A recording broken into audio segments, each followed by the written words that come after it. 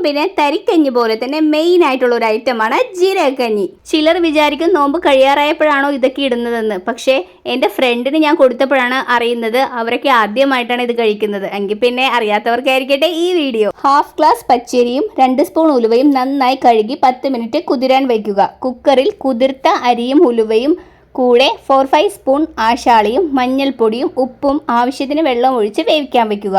വേവിച്ച ഈ rice item ഞാനൊരു പാനിലേക്ക് മാറ്റി ഇതിലേക്ക് തേങ്ങയും മഞ്ഞൾപ്പൊടിയും കുഞ്ഞു ജീരകവും വെള്ളവും കൂടെ അരച്ച് ഈ വേവിച്ച റൈസിലേക്ക് ചേർത്ത് ആവശ്യത്തിന് വെള്ളവും ചേർത്ത് നന്നായി തിളപ്പിക്കുക.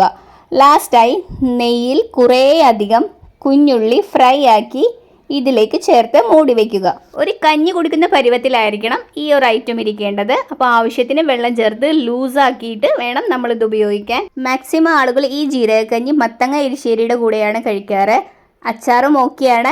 ശരിക്കും പറഞ്ഞാൽ ഇതിൽ കറികളുടെ ആവശ്യമൊന്നുമില്ല. നല്ല നെയ്യിൽ ഉള്ളിയൊക്കെ വഴറ്റിയിട്ട് നല്ല തേങ്ങയൊക്കെ കുറച്ചധികം ചേർത്ത് കഴിഞ്ഞാൽ ഒരു കറിയുടെ ആവശ്യമില്ല. നല്ല ചൂടോടുകൂടി നമുക്കിത് കഴിക്കാവുന്നതാണ്.